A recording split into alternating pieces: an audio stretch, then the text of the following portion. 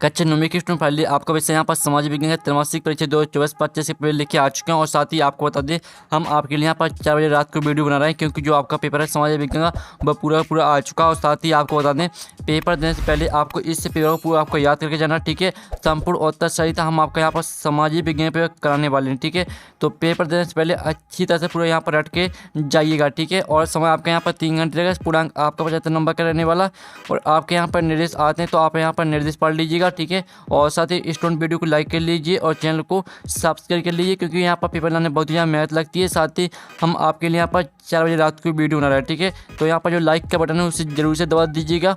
अब चलिए जो आपका यहाँ पर सामाजिक विज्ञान पेपर वो देख लेते हैं। तो आपको यहाँ पर थोड़ा जूम करके दिखाते हैं, जिससे आप यहाँ पर अच्छी तरह से देख पाएंगे, ठीक है। तो स्टूडेंट आप यहाँ पर देख लीजिए, आपके आते हैं सही विकल्प चुनकर लिखिए। आपके 6 नंबर के आते हैं। तो पहला था कर्क रेखा भारत कितने राज्यों से होकर गुजरती है। तो आपका था 8, बात आपका 7 और 7 आपका 11 और दाता 9। तो यहाँ पर कर्क रेखा भारत कितने राज्यों से होकर गुजरती है। तो इसका करेक्ट आंसर आपका आ हो जाएगा 8, ठीक है। यहाँ पर कर्क रेखा भारत के 8 राज्यों से होकर गुजरती है। तो आपको यहाँ पर ध्यान से देखना और सुनना, जैसे पूरे ऑब्जेक्ट है वो आपको यहीं पर याद कर लेना है, ठीक है। इसलिए ध्यान से देखिएगा और सुनिएगा। फिर आपका दूसरा आता संसद के कितने सदन होते हैं। तो आपका था 2, बात आपका 3 और 7 आपका 4 और दाता 5, ठीक है। तो यहाँ पर संसद के कितने सदन होते हैं। तो इसका राइट आंसर आपका 2 हो जाएगा, ठीक है। यहाँ पर संसद के 2 सदन होते हैं। फिर आपका यहाँ पर तीसरा आता लोकतंत्र जनता के लिए, जनता के द्वारा जनता का शासन है, उपयुक्त कथन है। तो जो आपके यहाँ पर इसका जो आपका यहाँ पर दिया गया, ठीक है, लोकतंत्र जनता के लिए, जनता के द्वारा जनता का शासन है, ये आपको बताना है कि यह किसका कथन है। तो इसका आपका ऑप्शन आता अब्राहम लिंकन, बात मिस्टर चर्चिल और सात प्रोलास्की और दाता पुरोगार्नर, ठीक है। तो इसका जो राइट आंसर रहेगा वो आपका हो जाएगा अब्राहम लिंकन, ठीक है। तो आपको यहाँ पर अच्छे से याद करते जाना है। फिर आपका चौथा आता उत्पादन क्रिया की प्रथम आवश्यकता है। तो आपका था भूमि, बाता भौतिक पूंजी और साता मानव पूंजी और दाता श्रम। तो यहाँ पर उत्पादन क्रिया की प्रथम आवश्यकता है। तो इसका करेक्ट आंसर आपका यहाँ पर भूमि हो जाएगा। फिर आपका 5वां आता संविधान सभा के अध्यक्ष थे डॉक्टर राजेंद्र प्रसाद, बाल गंगाधर तिलक, नेताजी सुभाष चंद्र बोस और गुलजार लाल नंदा। तो यहाँ पर संविधान सभा के अध्यक्ष थे। तो इसका करेक्ट आंसर आपका आ हो जाएगा डॉक्टर राजेंद्र प्रसाद। फिर आपका यहाँ पर 6वां आता इनमें से स्थायी पूंजी कौन सी है। तो आपका था यंत्र, बात आपका कंप्यूटर और साथ आपका भूमि और दाता उपयुक्त सभी। तो इनमें से स्थायी पूंजी कौन सी है। तो इसका करेक्ट आंसर आपका दा रहने वाला उपयुक्त सभी, ठीक है। इस तरह से जो आपके यहाँ पर सही विकल्प वो कंप्लीट हो जाते हैं। आपने यहाँ पर अच्छी तरह से याद कर लिए होंगे, ठीक है। अब चलिए प्रश्न आपका 2 आता रिक्त स्थान की पूर्ति कीजिए। आपके 6 नंबर के आते हैं। तो आप यहाँ पर देखिए विश्व का सबसे बड़ा महाद्वीप डॉट है। तो यहाँ विश्व का सबसे बड़ा, ठीक है, विश्व का सबसे बड़ा महाद्वीप एशिया है। तो इसका आंसर आपका एशिया हो जाएगा। फिर आपका आता भारत में वोट डालने की उम्र डॉट है। तो यहाँ भारत में वोट डालने की उम्र है आपकी 18 वर्ष। तो इसका आंसर आपका 18 वर्ष हो जाएगा। फिर आप यहाँ पर देख लीजिए 30 आता कार्ल मार्क्स ने डॉट है नामक ग्रंथ की रचना की। तो यहाँ पर कार्ल मार्क्स ने 10 कैपिटल, ठीक है, 10 कैपिटल आपका इसका आंसर रहेगा 10 कैपिटल नामक ग्रंथ की रचना की। ये आपका चौथा आता भारत में राष्ट्रपति का कार्यकाल डॉट होता है। तो भारत में राष्ट्रपति का कार्यकाल 5 वर्ष होता है। तो इसका आंसर आपका 5 वर्ष हो जाएगा। फिर आपका 6वां आता चौथे का आंसर है आपका, चौथे का आंसर, ठीक है। भारत में 5 राष्ट्रपति का कार्यकाल 5 वर्ष होता है। फिर 5वां आता लोकसभा सदस्यों को चुनाव चिन्ह डॉट प्रदान करता है। तो यहाँ पर लोकसभा सदस्यों को चुनाव चिन्ह चुनाव आयोग, ठीक है, राष्ट्रीय चुनाव आयोग प्रदान करता है। तो इसका आंसर आपका हो जाएगा राष्ट्रीय, ठीक है, चुनाव आयोग। ये आपका यहाँ पर आंसर रहने वाला है, ठीक है। तो आपको यहाँ पर अच्छी तरह से याद कर लेना, ठीक है, राष्ट्रीय चुनाव आयोग। फिर आपका आता है 6वां मौसमी बेरोजगारी डॉट क्षेत्रों में पाई जाती है। तो यहाँ मौसमी बेरोजगारी ग्रामीण क्षेत्रों में पाई जाती है। तो इसका आंसर आपका ग्रामीण हो जाएगा, ठीक है। तो इस तरह से जो आपके यहाँ पर रिक्त स्थान वो कंप्लीट हो जाते हैं, ठीक है। पहले का आंसर आपका एशिया रहेगा, दूसरे का आंसर आपका 18 वर्ष, तीसरे का आंसर आपका 10 कैपिटल, चौथे का आंसर 5 वर्ष और चौथे का आंसर आपका 5 वर्ष और 5वें का आंसर आपका राष्ट्रीय चुनाव आयोग और 6वें का आंसर आपका ग्रामीण, ठीक है। इस तरह से जो आपके रिक्त स्थान वो कंप्लीट हो जाते हैं। अब चलिए प्रश्न 3 आता सही जोड़ी बनाइए। स्तंभ आवा में दी सही जोड़ी 6 नंबर की। तो आपकी पहले थी डॉक्टर नेल्सन मंडेला। तो इसको मैच करना आपको दक्षिण अफ्रीका से। फिर आपकी दूसरी थी महात्मा गांधी। तो महात्मा गांधी को मैच करना आपको भारत से। फिर जो आपके यहाँ पर आती है आग सांग सू की। तो इसको मैच करना आपको म्यांमार से। फिर जो आपकी चौथी आती है अब्राहम लिंकन। तो अब्राहम लिंकन को मैच करना आपको अमेरिका से। फिर जो आपकी 5वीं थी सुकरात। तो सुकरात को मैच करना आपको यहाँ पर एथेंस से, ठीक है। ये आपके यहाँ पर हो जाएगी 5वीं। और जो 6वीं आती है धारा। तो धारा को मैच करना आपको किसी दस्तावेज का खास हिस्सा, ठीक है। इस तरह से जो आपके यहाँ पर सही जुड़ी वो कंप्लीट हो जाती हैं। और साथ ही हमने यहाँ पर नंबर लिख दिए कौन में आपको कौन सी मैच करनी है, तो आप यहाँ पर देख लीजिएगा, ठीक है। और साथ ही जो यहाँ पर वीडियो को लाइक है वो यहाँ पर जरूर से कर लीजिए। अब चलिए आपके यहाँ पर नेक्स्ट क्वेश्चन देख लेते हैं। तो आप यहाँ पर देख लीजिए, प्रश्न चल आता है आपका, एक है शब्द वाक्य में उत्तर दीजिए, 6 नंबर के आते हैं। तो पहला था भारत के, ठीक है, भारत के केंद्र शासित प्रदेशों की संख्या कितनी है? तो भारत के केंद्र शासित प्रदेशों की संख्या 8 है, ठीक है। तो इसका आंसर आपका पहले का आंसर हो जाएगा 8। तो आपको यहाँ पर अच्छी तरह से यहाँ पर याद करते जाना, ठीक है। अब आपका यहाँ पर दूसरा लिख लेते हैं। तो आप यहाँ पर देख लीजिए, ठीक है, गोंडवाना भूखंड कहाँ स्थित है? तो यहाँ पर गोंडवाना भूखंड, ठीक है, दक्षिण अमेरिका में स्थित है। तो इसका आंसर आपका हो जाएगा दक्षिण अमेरिका, ठीक है, दक्षिण अमेरिका आपका इसका आंसर रहने वाला है। और साथ ही आपका यहाँ पर देख लेते हैं, तीसरा आपका यहाँ पर आता है, सामूहिक खेतों किस नाम से जाना जाता है? तो यहाँ पर सामूहिक खेतों को कोल खोज के नाम से जाना जाता है, ठीक है, कोल खोज, ये आपका यहाँ पर आंसर हो जाएगा, ठीक है, कोल खोज के नाम से जाना जाता है।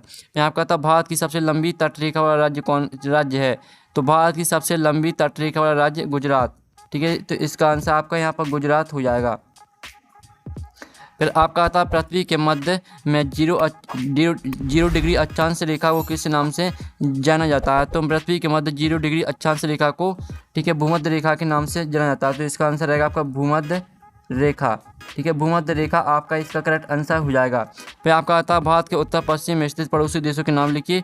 तो भारत के उत्तर पश्चिम में स्थित पड़ोसी, ठीक है, पड़ोसी देशों के नाम रहेंगे आपके पाकिस्तान, ठीक है, पाकिस्तान हो जाएगा। और आपका यहाँ पर हो जाएगा अफगानिस्तान, ठीक है, पहला आपका रहेगा पाकिस्तान, दूसरा रहेगा आपका अफगानिस्तान, ठीक है, ये आपका यहाँ पर आंसर रहने वाला है। तो आप यहाँ पर अच्छी से याद कर लीजिए, ठीक है, और वीडियो के यहाँ पर लाइक जरूर कर लीजिए।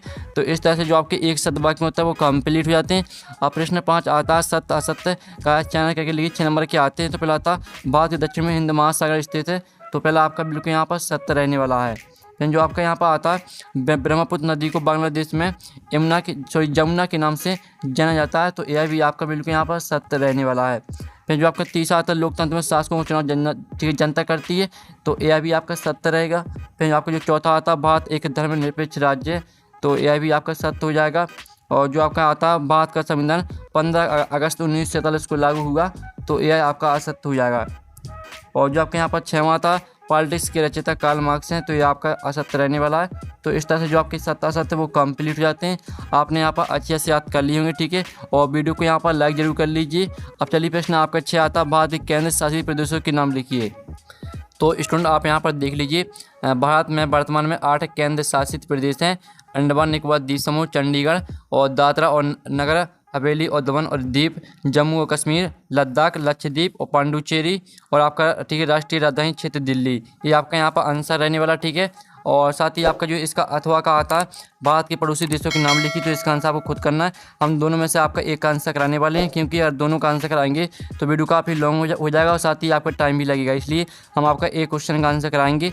आपका 7वां था, भारत को विश्व में किन किन नामों से जाना जाता है। तो इसका आंसर आप यहाँ पर देख लीजिए, इसका आंसर रहेगा, ठीक है, भारत को विश्व में आर्यभट्ट, हिंदुस्तान और सोने की चिड़िया और आपका भारत और इंडिया के नाम से जाना जाता है, ठीक है, आपका आंसर रहने वाला है। फिर जो आपका यहाँ पर आता है, इसका अथवा माना के इमत्तोत्तर से क्या आशा है। तो इसका आंसर आपको खुद करना है। फिर आपका 18वां आता है, 8वां क्वेश्चन, 18वीं सदी में फ्रांसीसी समाज कितने वर्गों में बटा था। तो इसका आंसर आप यहाँ पर देख लीजिए, इसका जो आंसर रहेगा वो आपका हो जाएगा, ठीक है, 18वीं सदी में फ्रांसीसी समाज 3 वर्गों में बटा था। पहला वर्ग, ठीक है, पादरी, और दूसरा वर्ग आपका कुलीन वर्ग, और तीसरा वर्ग आपका रहेगा आम लोग, ठीक है, आपका आंसर हो जाता है। तो आपको अच्छे से यहाँ पर याद कर लेना, ठीक है, पेपर देने से पहले। और साथ ही इसका अथवा देख लेते हैं, फ्रांस की क्रांति ने विश्व को कौन से 3 सिद्धांत दिए। इसका आंसर आपको खुद करना है। फिर आपका आता है, खूनी रविवार की घटना क्या थी। तो इसका जो आंसर है वो आप यहाँ पर देख लीजिए, इसका आंसर रहेगा 1905 के रूस जापान युद्ध में रूस एशिया के एक छोटे से देश जापान से पराजित हो गया। पराजय के अपमान के कारण जनता ने क्रांति कर दी। 9 जनवरी 1905 लोगों का समूह प्रदर्शन करते हुए सीट पीटर्सबर्ग स्थित महल की ओर जा रहा था। जारी की सेना ने इन निहत्थे लोगों पर गोलियां बरसाईं जिससे हजारों लोग मारे गए। यह घटना रविवार के दिन हुई, अतः इसे खूनी रविवार के नाम से जाना जाता है। इस तरह से आपका आंसर हो जाता है। फिर जो इसका अथवा आता पहला विश्व युद्ध कब से कब तक लड़ा गया, तो इसका आंसर आपको खुद करना है। फिर आपका था लोकतंत्र की परिभाषा दीजिए, तो इसका आंसर आप यहाँ पर देख लीजिए। लोकतंत्र की परिभाषा लोगों द्वारा सरकार जिसमें सर्वोच्च शक्ति लोगों में निहित होती है और स्वतंत्र निर्वाचन प्रणाली के तहत सीधे उनके द्वारा या उनके निर्वाचित प्रतिनिधियों द्वारा इसका प्रयोग किया जाता है। लोकतंत्र 2 सदस्यों में मिलकर बना है, लोक प्लस तंत्र। ठीक है, आपकी लोकतंत्र की यहाँ परिभाषा हो जाती है, तो आपको अच्छे से याद कर लेना है। फिर जो इसका अथवा आता है 5 लोकतांत्रिक देशों के नाम लिखिए, तो इसका आंसर आपको खुद करना है। फिर आपका आता है संसदीय शासन प्रणाली क्या है, तो इसका आंसर आप यहाँ पर देख लीजिए। संसदीय शासन प्रणाली लोकतांत्रिक शासन का एक रूप है जिसमें सरकार के मुखिया को विधायिका के बहुमत से समर्थन मिलता है। इस प्रणाली में कार्यपालिका और विधायिका एक दूसरे से जुड़े होते हैं, तो इस तरह से आपका आंसर रहने वाला है। फिर जो आपका यहाँ पर आता है संविधान सभा के 5 सदस्यों के नाम लिखिए, तो आप यहाँ पर देख लीजिए, इसका आंसर आपको खुद करना है। फिर आपका आता है वयस्क मताधिकार क्या है, तो इसका जो आंसर है वो आप यहाँ पर देख लीजिए और जल्दी से इसका जो स्क्रीनशॉट है वो आप ले लीजिए। फिर आप यहाँ पर देख लीजिए, इसका अथवा था संविधान निर्माण क्यों आवश्यक है, तो इसका आंसर आपको खुद करना है। फिर आपका 13वां था शिक्षित बेरोजगारी से आप क्या समझते हैं, तो इसका जो आंसर है वो आप यहाँ पर देख लीजिए। ठीक है, शिक्षित बेरोजगारी से तात्पर्य है कि औपचारिक शिक्षा हासिल करने के बाद भी व्यक्ति अपनी योग्यता के हिसाब से नौकरी नहीं पा पाता। भारत में यह एक आम समस्या है। ठीक है, खास तौर पर शहरी क्षेत्रों में कुछ कारणों से शिक्षित बेरोजगारी की समस्या बढ़ रही है। ये आपका आंसर हो जाएगा। ठीक है, फिर आपके यहाँ पर देख लेते हैं इसका अथवा है बेरोजगारी से क्या आशा है, तो इसका आंसर आपको खुद करना है। फिर आपका यहाँ पर 14वां प्रश्न आता है, ठीक है, जन्म दर से क्या आशा है, तो इसका जो आंसर है वो हम यहाँ पर देख लेते हैं। तो इसका आंसर आप यहाँ पर देख लीजिए। जन्म दर का मतलब है एक साल में प्रति 1000 लोगों पर जितने जीवित बच्चे पैदा होते हैं। जन्म दर किसी देश के विकास का एक अहम कारक है। ठीक है, इस तरह से आपका जन्म दर की यहाँ परिभाषा हो जाती है। फिर आपके यहाँ पर देख लेते हैं स्टूडेंट, आपका इसका अथवा आता है मृत्यु दर से क्या आप समझते हैं, तो इसका आंसर आप खुद करना है। फिर 15वां था रबी और खरीफ फसल में आपको यहाँ पर लिखना है 2 अंतर। ठीक है, तो हम यहाँ पर रबी और खरीफ फसल में अंतर देख लेते हैं, तो आप यहाँ पर देख लीजिए, ये आपका रबी और खरीफ फसल में अंतर। ठीक है, यह ऋतु मानसून के आगमन के साथ ही शुरू होती है। यह फसल मानसून ऋतु के बाद शरद ऋतु के साथ शुरू होती है। इन फसलों के पकने में कम समय लगता है, इन फसलों के पकने में अपेक्षाकृत अधिक समय लगता है, और इन फसलों की प्रति हेक्टेयर उत्पादन कम होता है, इन फसलों का प्रति हेक्टेयर उत्पादन अधिक होता है। तो इस तरह से आपका खरीफ और रबी फसल में अंतर हो जाता है। ठीक है, आप इसका जो स्क्रीनशॉट है वो ले सकते हैं और वीडियो के यहाँ पर लाइक जरूर कर लीजिए। अब चलिए आपके यहाँ पर 16वां प्रश्न देख लेते हैं, जिसमें आपका यहाँ पर आता है 16वां प्रश्न। ठीक है, फ्रांसीसी समाज में कर व्यवस्था कैसी थी, तो इसका जो आंसर है वो आपका यहाँ पर इसका अथवा था। ठीक है, मॉन्टेस्क्यू के विषय में आप क्या जानते हैं, तो इसका आंसर हम वीडियो की लास्ट में बताएंगे। उससे पहले आपका 17वां प्रश्न आता है कार्ल मार्क्स का पूंजीवादी पर क्या विचार था, तो इसका जो आंसर है वो आप यहाँ पर देख लीजिए। पूंजीवादी पर कार्ल मार्क्स के विचारों, ठीक है, विचारों से मूल्य का श्रम सिद्धांत शामिल था। यह सिद्धांत मूल रूप से, ठीक है, रिकार्डो द्वारा प्रस्तावित किया गया था, जिसने सुझाव दिया था कि किसी उत्पाद का मूल्य उसके उत्पादन में श्रम द्वारा खर्च किए औसत घंटों से निर्धारित होता है। इसने अधिशेष सिद्धांत को जन्म दिया, जिसने इस विचार को बढ़ावा दिया। इस तरह से आपका यहाँ पर, ठीक है, आंसर रहेगा आपका कार्ल मार्क्स का पूंजीवादी पर क्या विचार था, इसका आंसर हमने करा दिया है। इसका अथवा था द्वितीय इंटरनेशनल क्या था, तो इसका आंसर आपको खुद करना है। फिर आपका था कार्यशील पूंजी किसे कहते हैं, तो जो इसका आंसर है वो हम यहाँ पर देख लेते हैं। तो स्टूडेंट आप यहाँ पर देख लीजिए, ठीक है, कार्यशील पूंजी जो आपका यहाँ पर दिया है, कार्यशील पूंजी किसी कंपनी के पास मौजूद तरल परिसंपत्तियों की वह राशि है जिसमें से देनदारियाँ, ठीक है, बकाया धन घटा दी जाती है। यह कंपनियों को वित्तीय पोषण के लिए अधिक महंगी बाहरी स्रोतों की आवश्यकता बिना अपने व्यवसायों को वित्तीय पोषित करने और बढ़ाने की अनुमति देता है। तो इस तरह से आपके यहाँ पर कार्यशील पूंजी की परिभाषा हो जाती है। अथवा परमपुर में किसानों को खेती से बचत होती है। किन किसानों को खेती से बचत होती है आपको बताना है। फिर आपको 19 माह तक कन्याकुमारी और कश्मीर में दिन रात की अवधि में अंतर होता है, कोई 2 कारण लिखिए। तो जो इसका आंसर है वो हम यहाँ पर देख लेते हैं।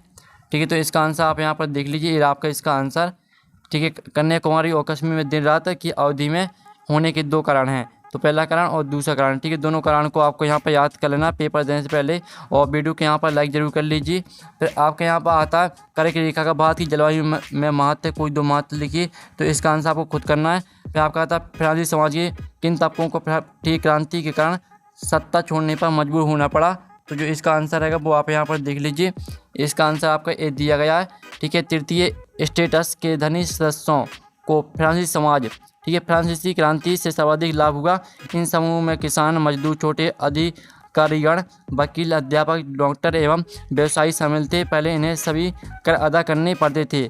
पादरियों एवं कुलीन लोगों द्वारा उन्हें हर कदम पर सदैव अपमानित किया जाता था, किंतु क्रांति के बाद उनके साथ समाज के उच्च वर्ग के समान व्यवहार किया जाने लगा। ठीक है, इस तरह से पूरा आपको फलीभूत नहीं हुई, यहाँ तक पूरा याद कर लेना है। फिर जो आपका यहाँ पर आता है इसका अथवा, तो अथवा देख लीजिए। फिर आपका आता है उदारवादी पर टिप्पणी लिखिए, इसका अथवा था बेरोजगारी के दुष्परिणाम लिखिए। फिर आपका 22वां प्रश्न आता है 23वां। तो आपका यहाँ पर 21वां, 22वां, 23वें का आंसर मिल जाएगा आपको टेलीग्राम ग्रुप में, और टेलीग्राम ग्रुप की लिंक वीडियो के डिस्क्रिप्शन दी गई है, तो ज्वाइन कर लीजिए। आपको टेलीग्राम ग्रुप में पेपर का PDF और सॉल्यूशन मिल जाएगा। तो नेक्स्ट वीडियो में थैंक्स फॉर वॉचिंग।